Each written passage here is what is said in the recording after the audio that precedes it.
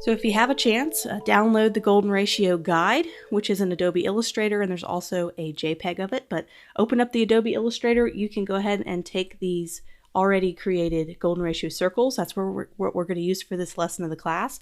Or if you decided to draw your own Golden Ratio with the methods we used previously, even better. So I'm going to just open up a new document, and we're going to paste those in here. I already have it kind of loaded and ready to go. And these already still have their strokes on it, so I can toggle fill, which is going to be really important for what we're going to do in a second. And so I have a lot of people ask me, well, how do you create shapes and begin to know how to create animal shapes or any kind of shapes using the Golden Ratio when I just have a blank canvas? How do I go about the creative process of figuring that out?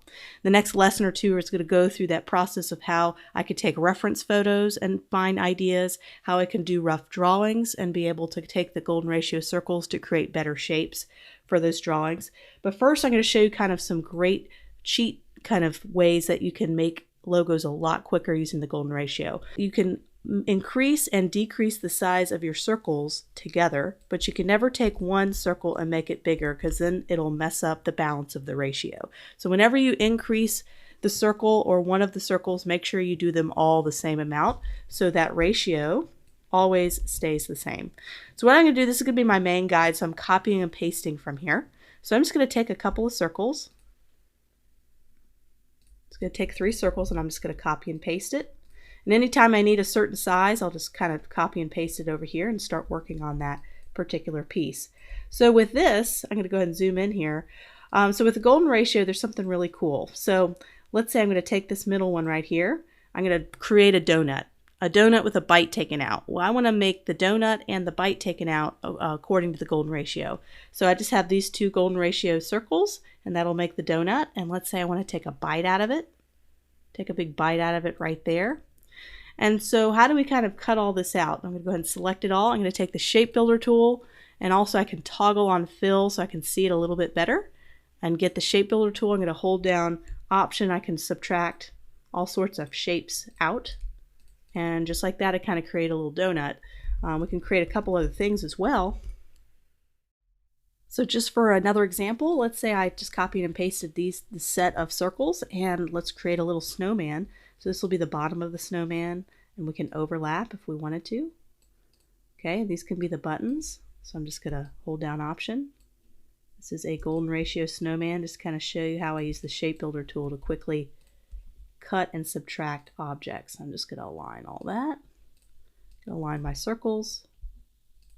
Okay, so what I would do is I'd go ahead and toggle everything to a fill. Get my Shape Builder tool, I would add all of these together. Okay, and now I'd select everything. Shape Builder tool, I'd hold down Option to get my subtraction. And there's our little Golden Ratio snowman. And of course we can always make adjustments to that. So let's say we already have an object in mind. Let's say a bird. We want to have a bird for a symbol or a logo or an icon. And we want to go ahead and create that. So what I like to do, I have a lot of students struggle and they go, okay, I have these circles. So let's say they just take a couple circles and they're trying to build a bird out of it, and they're just kind of a little bit confused about how they draw the shape. What I like to do is I like to draw a rough version sketch of the bird and then use the Golden Ratios to come up with the curves and the bends. And you could do the same thing with a photo, just some kind of reference photo to help guide you. So I'm going to just draw this really rough looking bird sketch. So I'm just going to kind of just have the pen tool.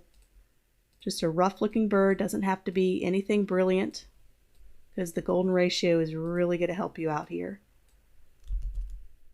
There's our little bird, not too exciting.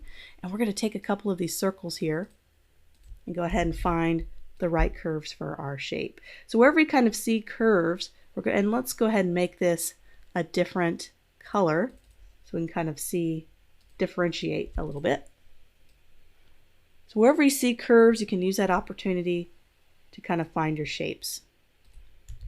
And I'm just going to copy and paste from my master Golden Ratio over there. And what it's really great for is heads. So see how that's really, really close? That size I chose is really close to the head. So now I know kind of when I'm going to go back and smooth that head out to match the Golden Ratio circle. And then now we can start getting some smaller ones to help us with particular areas. So just continuing to use kind of some shapes to get a good idea of the curves to use. Okay, so now what we could do is we can start to adapt some of these curves. So I'm selecting our bird shape and getting our curvature tool and just kind of matching it. We're going to do this a lot in our logo example we're going to do for the class. See, now there's going to be like a curve to the beak, and we can use our golden ratio to kind of figure out what that curve is going to be exactly. Maybe we could use our bigger one, kind of see if we get a curve. That's a pretty close match. So now we can get a good idea of the curve for that. And we could even get find something to really get that curve going. So let's get a smaller one and see if that matches pretty good right about there. And then it just helps us really get our curves correct and have some kind of direction for where to take these curves and bends.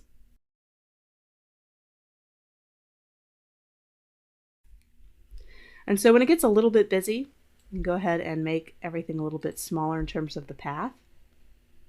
And you can also reduce the transparency because sometimes when it gets a little bit busy. And a lot of these may not end up being used. So if I don't end up using maybe this one down here, you don't necessarily have to keep it around. I'm just going to keep the ones that you're actually using in the design to help you create the shape.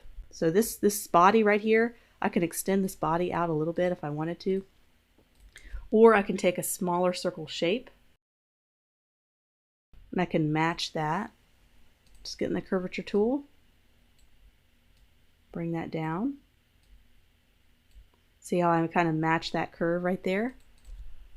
You kind of see a much better bird shape kind of coming along.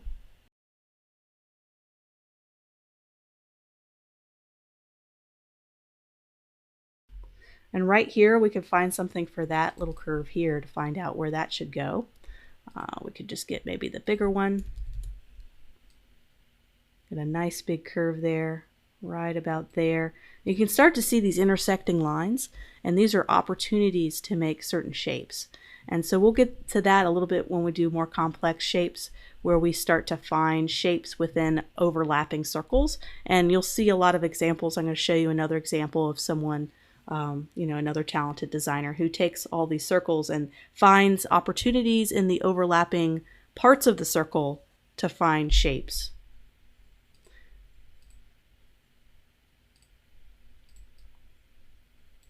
So right there, there's an opportunity to do that. And also this bend, we can maybe even